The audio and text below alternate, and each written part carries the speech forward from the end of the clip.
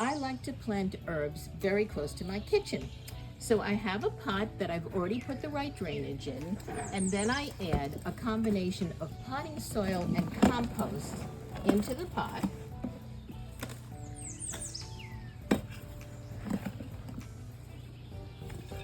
And when it's about half full,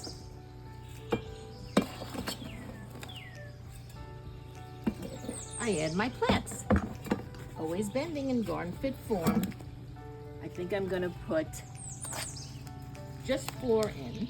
Every time I take one out of the pot, I rough its roots a bit just to make sure it establishes itself quickly.